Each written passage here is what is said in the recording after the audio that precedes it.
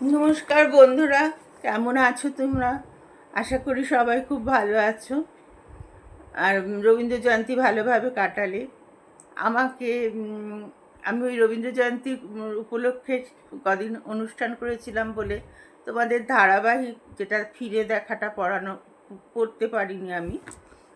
তো আজকে পড়ছি। আজকে হচ্ছে তোমার পঞ্চম ভাগ, পঞ্চম ভাগটা, পঞ্চম পর্ব আজকে পড়ব।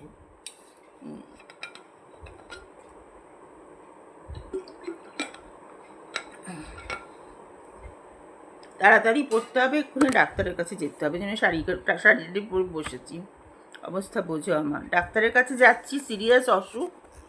বাড়ির লোক ভেবে অস্থির, মেয়েরা ফোন করছে ভোর রাত্রির থেকে, আমি ভিডিও করে যাচ্ছি। প্রতিশোধ কি প্রতিশোধ কি স্নেহা সত্যি নিতে পেরেছিল, না প্রতিশোধের আগুনে জ্বলতে জ্বলতে যেটুকু পেয়েছিল তাও শেষ করে দিয়েছিল? তার অমন ভালো মানুষ স্বামীও অকালে চলে গেল শুধু তারই জেদের দাম দিতে গিয়ে। ভাবনাটা থমকে দাঁড়ালো বাড়ির দোরগোড়ায় এসে। মা তখন সবে কলি তার মেয়েকে গরম ভাত, ঘি আর ডিম আলু সেদ্ধ দিয়ে দিয়েছে। স্নেহার শরীরটা খারাপ, তাই স্কুল টিউশন সব সামলে আর বাজার করতে পারেনি। আজ রাতে তাই এই ব্যবস্থা। ঘরে ঢুকতে মা বললেন, কিরে ডাক্তার দেখালি? কি বলল ডাক্তার? স্নেহার মেজাজটা এমনি বিগড়েছিল। মায়ের মুখে ডাক্তারের নাম শুনে যেন ক্ষিপ্ত হয়ে উঠল। বলল, কি আর বলবে, কিছুই তো সেরকম হয়নি, পরে শুনো, চলো আজ তাড়াতাড়ি শুয়ে পড়ি, ভালো লাগছে না কিছু। কলি বলল, মা আমার অঙ্কটা দেখবে না? স্নেহা বলল, আজ থাক, কালকে সকালে দেখে দেবো। মেয়ে বলল, সকালে সময় হবে তোমার? স্নেহা বলল, ঠিক আছে, খেয়ে নে, খাতা দিস। একটু পরে কাপড় বদলে এসে মাকে নিয়ে স্নেহা খেতে বসলো। অন্যদিন খাবার সময় কত কথা হয়, আজ স্নেহা বিশেষ কোনো কথা বললই না। তো মাও খুব খাটালেন না, বুঝলেন মেজাজি মেয়ের ভাগ্যে কিছু একটা ঘটেছে। নিজের মনেই নিজে বললেন, মেয়ের যেমন মেজাজ তেমন ভাগ্য।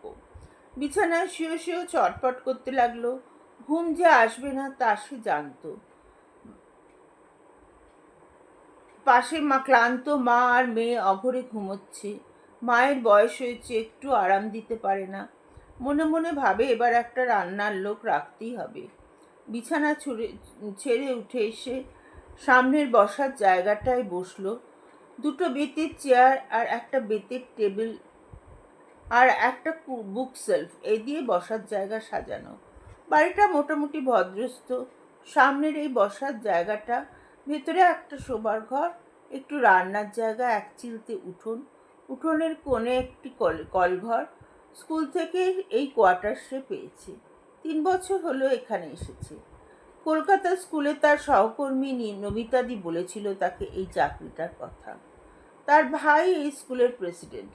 কলকাতায় তাই কলকাতা থেকে তাই এখানে মাইনে প্রায় ডবল। তাছাড়া এই কোয়ার্টারটা ফ্রি। তাছাড়া এখানে অনেক সস্তা গন্ডার বাজার, টিউশনিও অনেক আছে। এইসব দেখে সে এখানে চলে আসে। মেয়ে বড় হচ্ছে, কিছু তো জমানো দরকার। কলকাতা খুবই টেনে টুনে চলছিল। একটা বাসন মাজা আর ঘর মোছার লোক রেখেই তার দম বেরিয়ে যাচ্ছিল।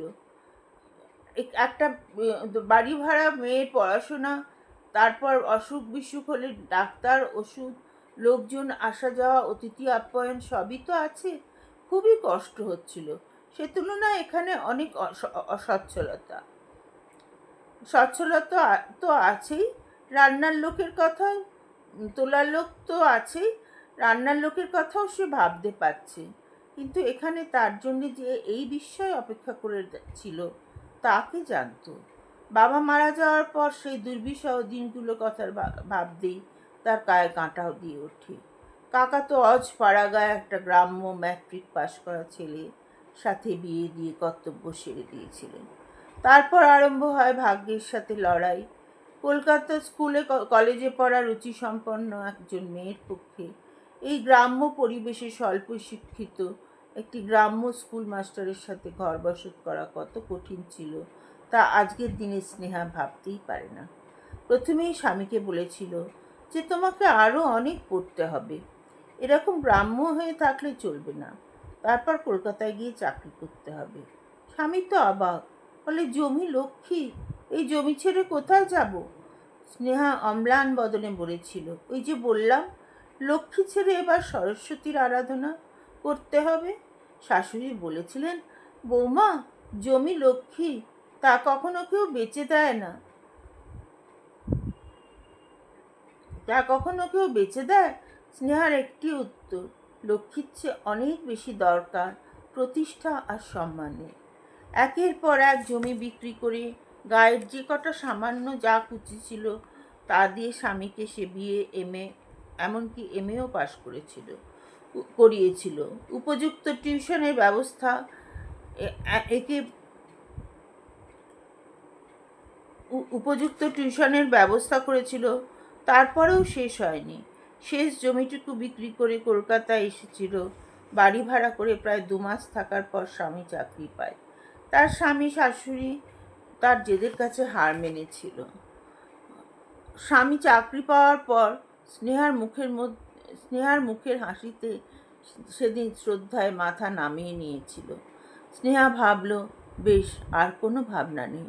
কলি একটু বড় হলে সেও চাকরি করবে, তারপর দুজনের পরিশ্রমী সংসার ভালোভাবেই চলবে।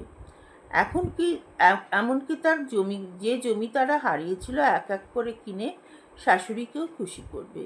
কিন্তু মাত্র 3 মাসের মাথায় শাশুড়ি মারা গেলেন, আর স্নেহার কোলে তখন কলি এসে গেছে। আবার কালকে পড়ব 6ষ্ঠ পর্ব। আজকে 5ম পর্বটা পড়লাম। আমি ডাক্তারের কাছ থেকে ফিরে এসে যদি সময় হয় আমি লেখাটা নিজে লিখে দিয়ে দেব। আসলে লেখাও চলবে, আমিও বলবো। এই পদ্ধতিটা আমি এখনো শিখে উঠতে পারিনি, সেটা শিখে উঠি, তাহলে অনেক সুবিধা হবে। ঠিক আছে, আজকে রাখি।